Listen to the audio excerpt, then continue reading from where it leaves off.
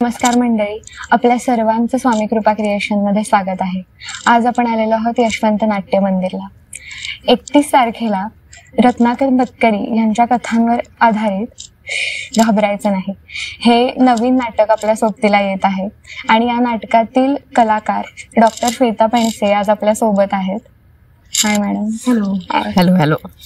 तर जसं आता म्हटलं की नाटक वेगळं आहे, फॉर्मॅट वेगळा, विषय वेगळा, तर प्रोसेस कशी होती नाटकाची? खूपच इंटरेस्टिंग. बेसिकली हे नाटक नाही आहे, हे कथांचं नाट्यमय सादरीकरण आहे. त्याच्यामुळे आपला नेहमीचा जो नाटकाचा फॉर्मॅट असतो त्याच्यापेक्षा हे खूपच वेगळं होतं आणि कॉन्टेंटच वेगळं आहे म्हटल्यानंतर नॅचरली त्याची प्रक्रिया सगळी ती वेगळीच होती. तालमींची वेगळी होती, खूप वेगळ्या प्रकारची चर्चा झाली. म्हणजे नाटकात असं असतं ना की आपल्याकडे एक पात्र असतं, मग त्या पात्राचा एक प्रवास असतो अथपासून इथेपर्यंत, मग त्या पात्राशी निगडीत बाकी पात्रांचा अभ्यास असतो. इथे तसं नाहीच आहे. 2 कथा आहेत आणि कथेला सादर करणं, त्याचं अभिवाचन न करता हा एक खूप नवीन प्रयोग होता आम्हा सगळ्यांसाठीच आणि फॅन्टॅस्टिक वाटतंय. कारण हा खूपच वेगळा प्रकार आहे. स्टेजवर मला असं वाटतं हा पहिल्यांदाच होतोय.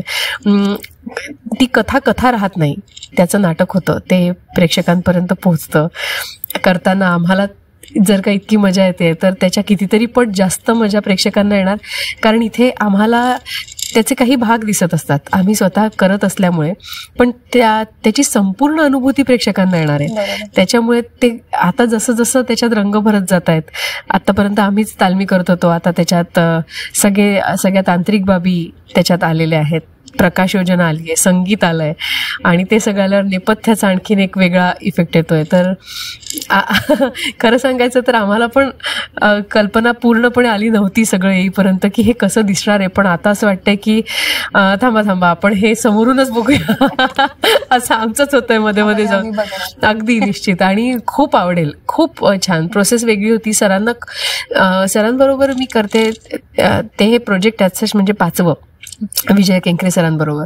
तर सरांना या कार्यक्रमाच्या बाबतीत जे काही सुचत आहेत ते भन्नाट आहे आणि जसजसं ते खुलत जात आहे, जसजसं आम्ही पुढे जातोय तसतसं आणखीन गोष्टी त्यांना सुचत जात आहेत ज्या खूप कमालीच्या आहे. आता मी खुलून बोलूच शकत नाही की नक्की काय, कारण सगळा गौप्यस्फोट होईल. पण छान आहे, खूप वेगळा कार्यक्रम आहे. तुम्ही याबरोबर अजून इतर नाटकात पण काम करत होतात किंवा सध्या करते? हो. कसं मॅनेज करताय सगळे शेड्यूल? शेड्यूल मॅनेज करण्याचा तसा प्रश्न येत नाही आजकाल. अगदी बघायचं तर आपल्याकडे वीकेंड थिएटरच राहिलंय. फक्त शुक्रवार, शनिवार, रविवार प्रयोग असतात, आठवड्याभराचे प्रयोग नसतात आणि सगळी माणसं तीच आहेत. मला असं वाटतं ही संपूर्ण नाट्यसृष्टी एका कुटुंबासारखी आहे. कुटुंबात जसं एका व्यक्तीला दुसऱ्या व्यक्तीचं माहिती असतं काय चाललंय, तसं इथे सगळ्यांना माहिती असतं. जे आमचे सूत्रधार असतात, प्रत्येक नाटकाची नावं जरी सूत्रधारांची वेगळी असली तरी ते एकमेकांचे मित्र आहेत, एका कुटुंबासारखं आहे. तर सगळ्यांना माहिती असतं कोणाचा काय प्रयोग आहे. तो मॅनेज खरं त्यांना करायला लागतं की आता कशाचा प्रयोग लावायचा, आता 38 कृष्णविलाचा लावायचा आहे की घाबरायचं नाहीचा लावायचा आहे की परफेक्ट मर्डरचा लावायचा आहे. ते सांगतात बाबा रे आज जाऊन हा प्रयोग करायचा, आम्ही जाऊन तो प्रयोग करतो. आणि नाटकं सगळीच जवळची असतात, असं काही त्याच्यात दुजाभाव नसतो. त्याच्यामुळे ते मॅनेज नाही करायला लागत. मला असं वाटतं त्यांच्यासाठी टास्क येतो. आणि शिवाय प्रेक्षकांवरूनही ठरतं काय बघायला आवडतंय, प्रेक्षक गर्दी करतायत. मग तुमच्या प्रोसेस मधला एखादा असा लक्षात राहिलेला किंवा वेगळा अनुभव? लक्षात राहिलेला म्हणजे गमतीशीर अनुभव आहे.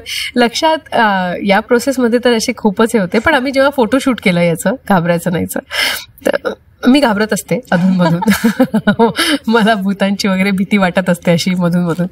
आम्ही फोटोशूटला तयार वगैरे झालो. पहिल्यांदा तो गेटअप झाला. माझी नेहमीची सवय, मी अशी फार आरशात बघत नाही.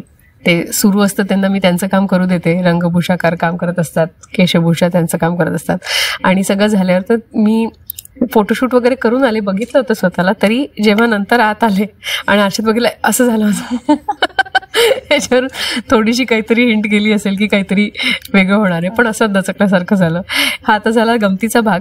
पण बाकी लक्षात राहण्यासारखं म्हटलं तर असे या नाटकात एक खूप छान प्रयोग करून बघितला आम्ही.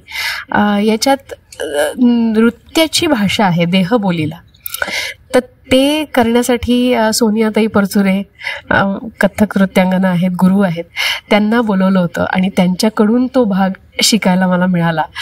तर ते मला नक्की लक्षात राहील. कारण नाटकाच्या प्रोसेसमध्ये नृत्याची भाषा, नृत्याची भाषा आपल्या देहबोलीतून आणायची आणि तसं ते इमोट करायचं, हा मुळात सरांना सुचलेला प्रकारच खूप वेगळा आणि तो सोनियाताई बरोबर करायला मिळाला, तिच्याकडून शिकायला मिळाला.